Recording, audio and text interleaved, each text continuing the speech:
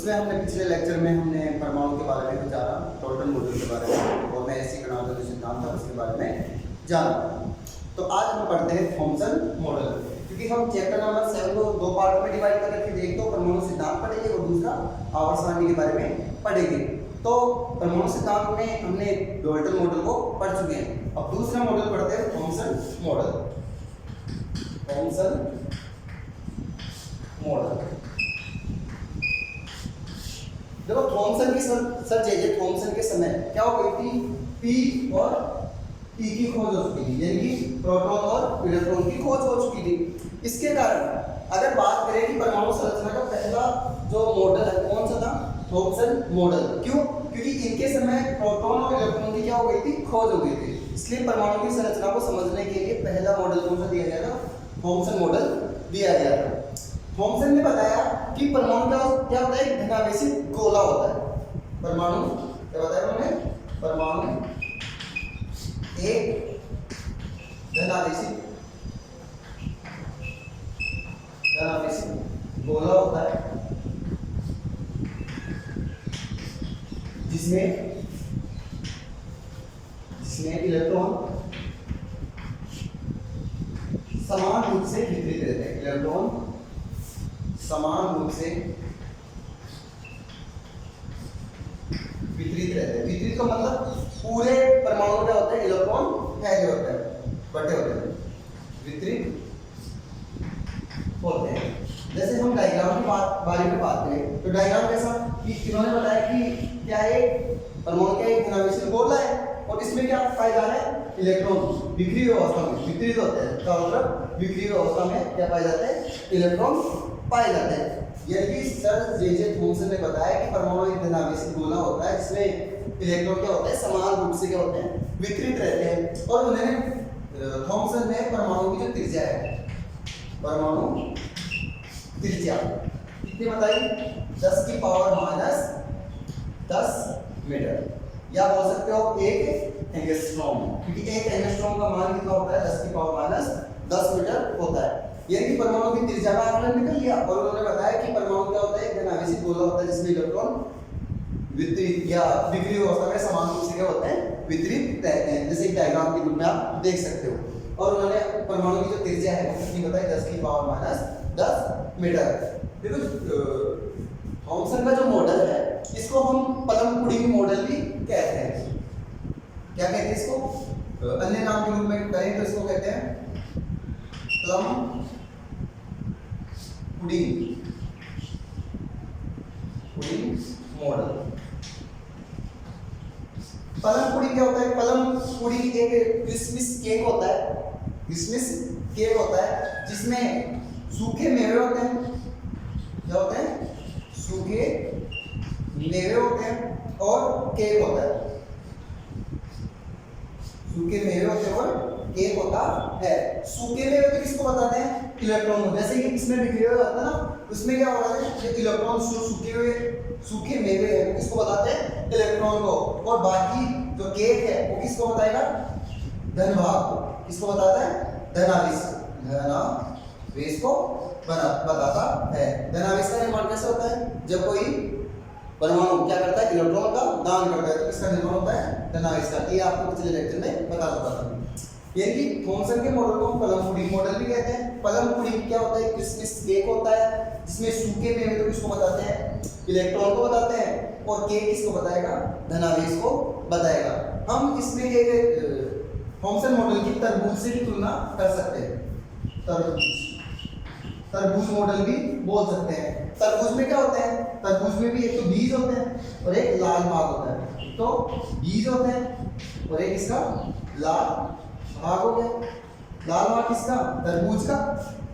जो इसमें जो बीज हैं, बीज किसको प्रदर्शित करते हैं, इलेक्ट्रॉन को। यानी जैसे तरबूज में बीज बिखरे, जैसे बीज बीच में बिखरी हुई अवस्था में होते हैं, उसी प्रकार इलेक्ट्रॉन क्या होते हैं, बिखरी हुई अवस्था में होते हैं। और इसका जो लाल भाग है, इसका जो लाल भाग है वो किसको प्रदर्शित करता है, धनभाग, धनावेश को प्रदर्शित करता है। यानी लाल भाग किसको प्रदर्शित करेगा, धनावेश को। एक इसके भारतीय जो लड्डू होते हैं उनसे भी इसकी तुलना कर सकते हैं, क्योंकि बूंदी के जो लड्डू होते हैं उसमें जो रंगीन जो बूंदी डाली जाती है वो क्या होती है, बीच बीच में डाली जाती है, और वो रंगीन होती है वो किसको बताएंगे? इलेक्ट्रॉन को। और जो बाकी बचते हैं वो किसको बताएंगे?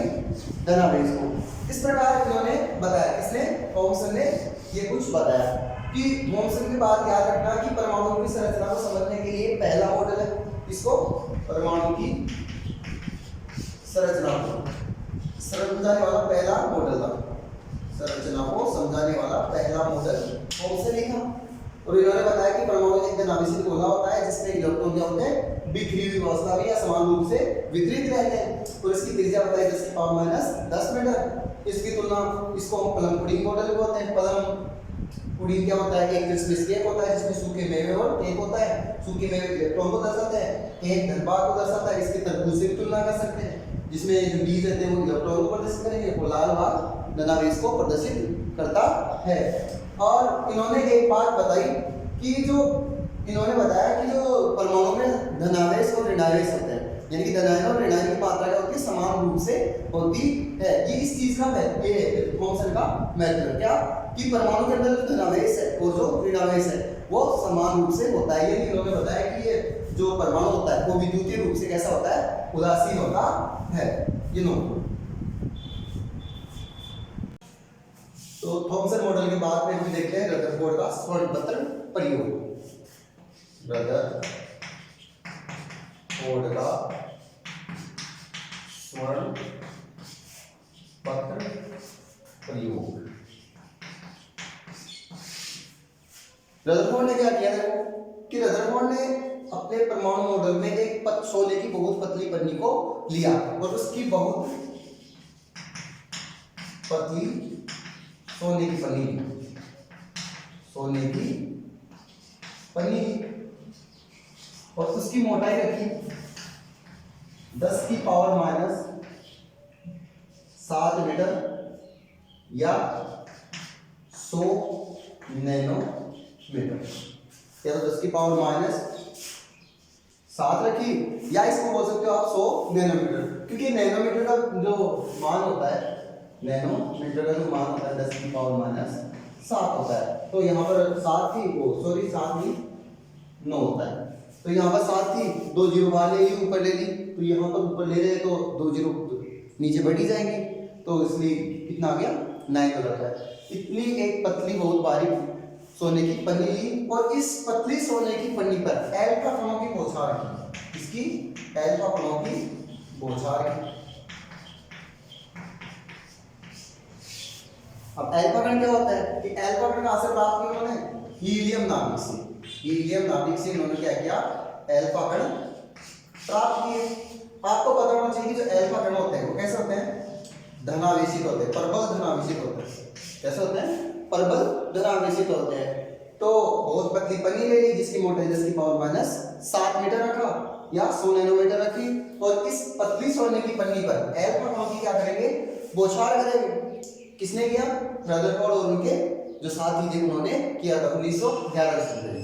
तो अल्फा कणों की जो बौछार की और इस पतली सोने की पन्नी के चारों तरफ क्या किया गया?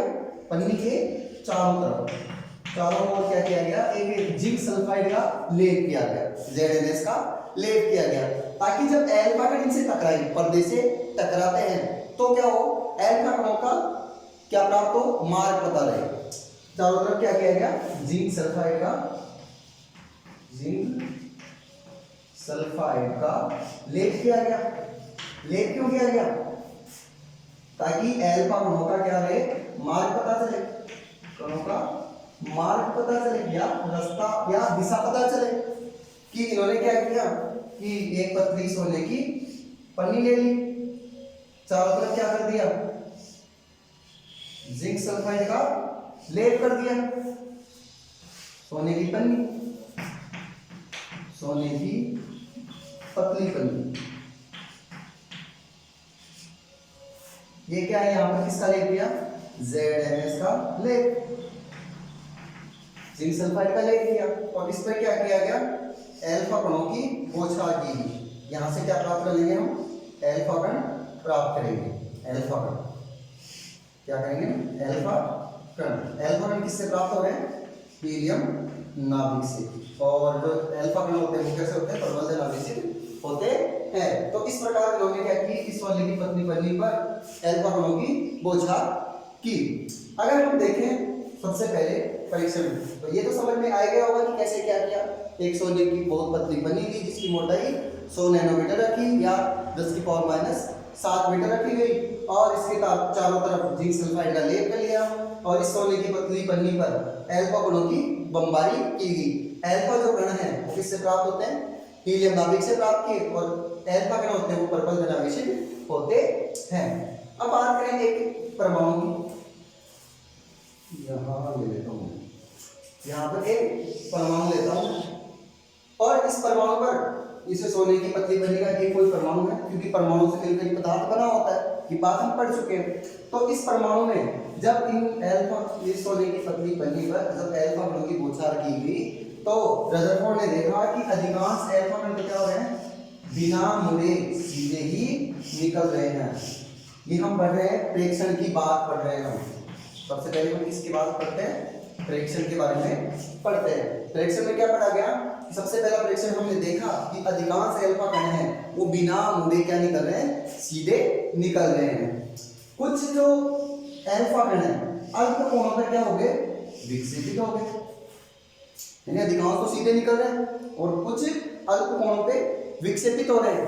लेकिन लगभग 20,000 कणों में से एक कण ऐसा था जो कितना आ गया, 180 डिग्री पर वापस आ गया। ये किसकी बात करें हम, प्रेक्षण की बात कर रहे हैं कि उन्होंने क्या परीक्षण निकाला कि जब इन्होंने अल्फा कणों की बौछार सोने की पतली पन्नी पर की तो इन्होंने क्या किया कि प्रेक्षण निकाले कि अधिकांश अल्फा कण क्या हो रहे हैं, बिना मुड़े सीधे निकल रहे हैं। कुछ अल्फा कण अल्प कोणों पर विक्षेपित हो गए, देखो, और एक कण ऐसा था कि जो जैसे गया वो वैसे ही वैसे वापस आ गया, यानी जैसे गया वैसे ही वापस आ गया। लगभग कितने में से, 20,000 कणों में से एक कण ऐसा आया कि वो जो टकरा कर ये वापस आ गया। एक बार ये नोट करो डायग्राम।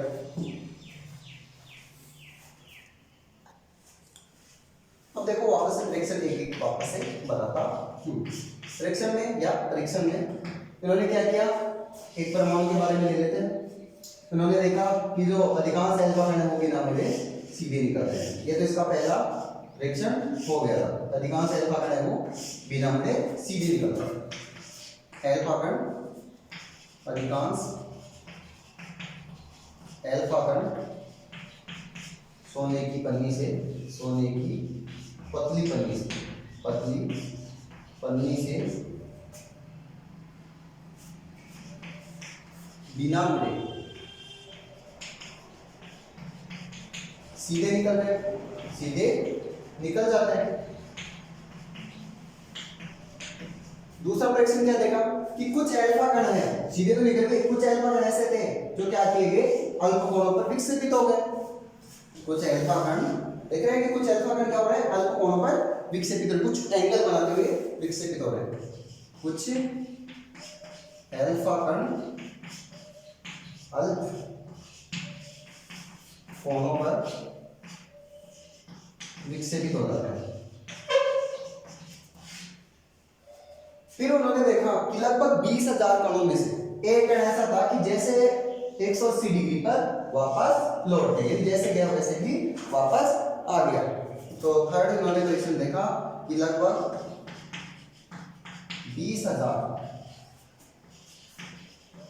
अल्फा कणों से, अल्फा कणों में एक अल्फा कण 180 डिग्री के कोण पर वापस लौट जाता है।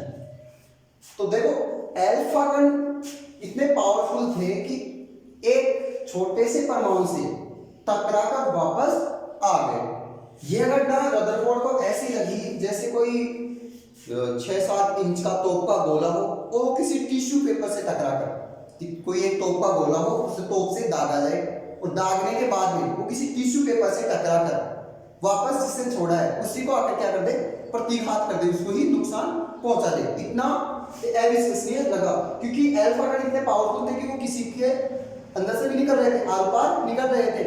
तो यहाँ पर एक अल्फा कण ऐसा आ गया कि जैसे क्या वैसे आ गया 180 डिग्री पर, तो ये घटना उनके लिए आश्चर्यजनक हुई और इन प्रेडिक्शन के आधार पर रदरफोर्ड ने कुछ निष्कर्ष निकाले। क्या निकाले? निष्कर्ष निकाले कि पहला उन्होंने देखा कि अधिकांश अल्फा कण बिना मुड़े सीधे निकल रहे हैं, तो उन्होंने लगा कि जो अधिकांश परमाणु का जो अधिकांश भाग है वो कैसा होगा? खोखला होता है। अधिकांश भाग कैसा होगा? अधिकांश भाग खोखला होता है।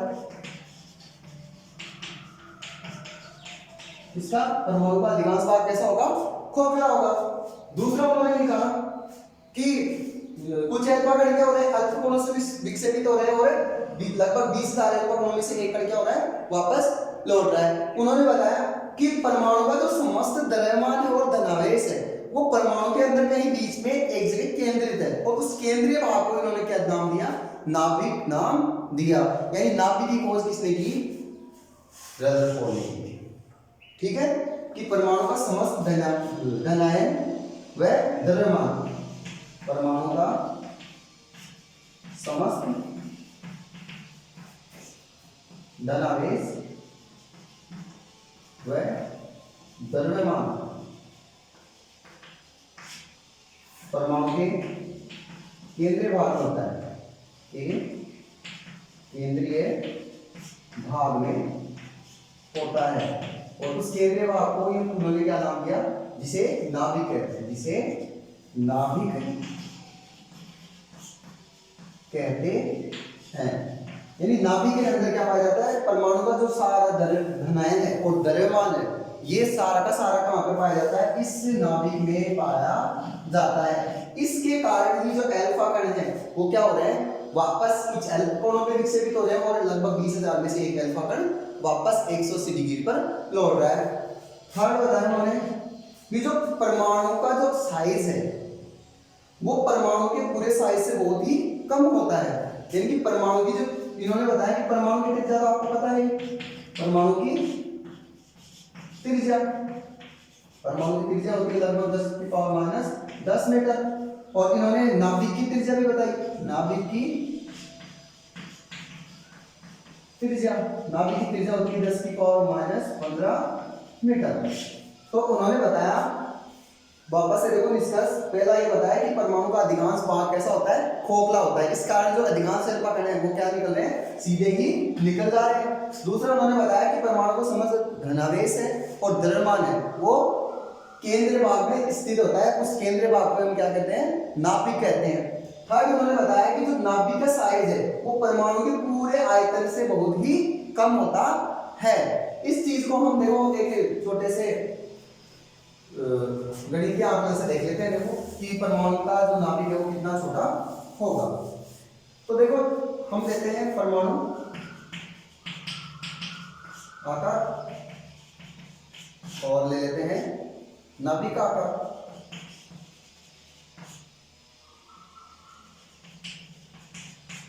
परमाणु की आकार यानी त्रिज्या कितनी होती है? 10⁻⁻10 हो गया और नाभिक की कितनी होगी? 10⁻15।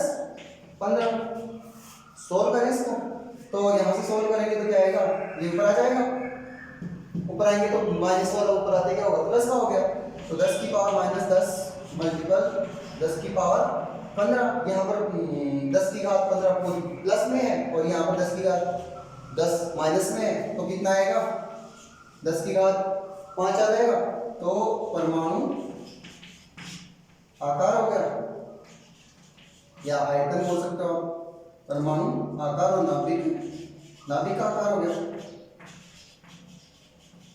तो कितना आ जाएगा? 10⁻5। तो हम देखें कि परमाणु का आकार कितना होगा? किससे? नाभिक से। तो इसको इधर क्रॉस मल्टीपल कर दें, क्रॉस मल्टीपल करते हैं। तो क्रॉस मल्टीपल करेंगे तो परमाणु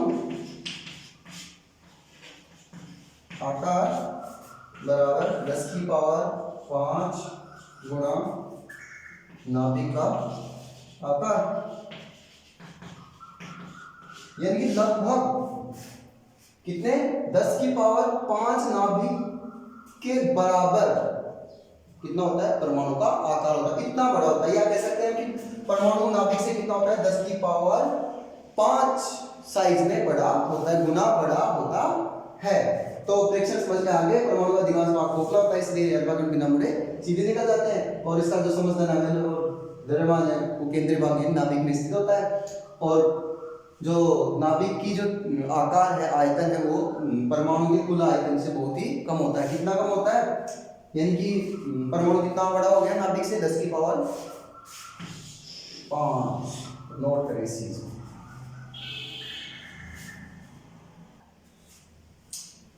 फ्रैक्शन और निष्कर्ष के बाद हम देखते हैं मॉडल, यानी रदरफोर्ड का मॉडल। इन्होंने क्या किया लास्ट में बताया। इन्होंने बताया कि जो परमाणु का जो समस्त धनायन है और द्रव्यमान है वो कहाँ पर स्थित होता है? नाभिक में स्थित होता है। पहला क्या बताया? धनावेश प्लस द्रव्यमान कहाँ पर होगा? सारा का सारा नाभिक में स्थित होता है। दूसरा, क्योंकि बाकी तो क्या होता है? खोखला ही होता है बाकी बात तो इसका, और बीच में स्थित नाभिक में स्थित होता है।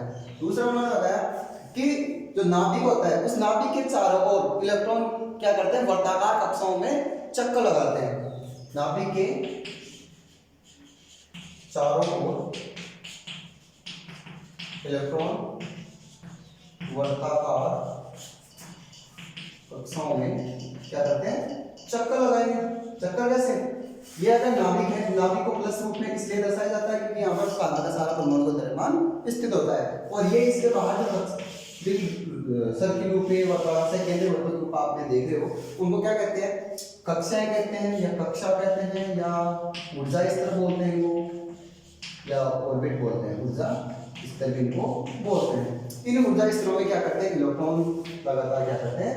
चक्कर लगाते हैं। थर्ड उन्होंने बताया कि नाभिक में और जो बाह्यतम कक्षाओं में जो इलेक्ट्रॉन चक्कर लगा रहे हैं वे और जो नाभिक में प्रोटॉन होते हैं वो दोनों ही क्या होते हैं? बराबर होते हैं। यानी परमाणु कैसा होता है? उदासीन होता है। कैसे? परमाणु क्या होगा? उदासीन। उदासीन कैसे होगा? क्योंकि इसमें जो P और बराबर E हो जाएंगे, मतलब प्रोटॉन और इलेक्ट्रॉन की संख्या क्या होती है? बराबर। क्योंकि प्रोटॉन पर प्लस चार्ज होता है और इलेक्ट्रॉन पर माइनस चार्ज होता है। अब ये दोनों बराबर हो गए तो परमाणु का आवेश कैसा होगा? उदासीन होता है। तो इस प्रकार हमने रदरफोर्ड मॉडल के फ्रैक्शन मॉडल और निष्कर्ष के बारे में पढ़ लिया। और इसके बाद में देखते हैं हम इसकी कमियां। कमियों से पहले एक चीज और बता दूंगा आपको कि जो रदरफोर्ड मॉडल है उसकी तुलना हम सौर मंडल से भी कर सकते हैं। ये बात ध्यान रखना, सौर मंडल से। सौर मंडल का मॉडल भी बोल देते हैं, सौर मंडल का प्रतिरूप भी बोल देते हैं। कैसे? कि जैसे सौर मंडल में बीच में क्या होता है? सन होता है, सूर्य होता है, और इसके बाहर से केंद्रीय वर्तों के रूप में बाकी के क्या करते हैं? चक्कर लगाते रहते हैं। ठीक इसी प्रकार इसमें जो नाभिक है, नाभिक को क्या मान लिया? सूर्य मान लिया, और इसमें जो बाह्यतम कक्षाएं हैं गोल गोल, उनको बाकी ग्रह जैसे चक्कर लगाते हैं। वैसे ही ये क्या हो गया? एक सौर मंडल का प्रतिरूप भी हो जाता है। अब इसकी क्या देखते हैं? कमियां। इसकी कमियां, रदरफोर्ड मॉडल की कमियां। सबसे पहली बात करें कि यह परमाणु के स्थायित्व की व्याख्या नहीं कर पाया। परमाणु के स्थायित्व की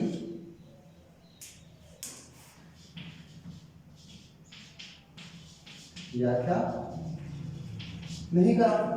दूसरे, जो इलेक्ट्रॉन की संरचना को भी नहीं समझा पाया।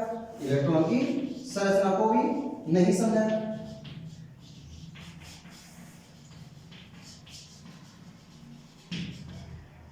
नहीं समझा। कैसे नहीं समझा? क्योंकि इलेक्ट्रॉन, इन्होंने बताया कि इलेक्ट्रॉन बाह्यतम कक्षाओं में चक्कर लगाएंगे, लेकिन उन्होंने ये बात नहीं बताई कि किन कक्षाओं में चक्कर लगाएंगे।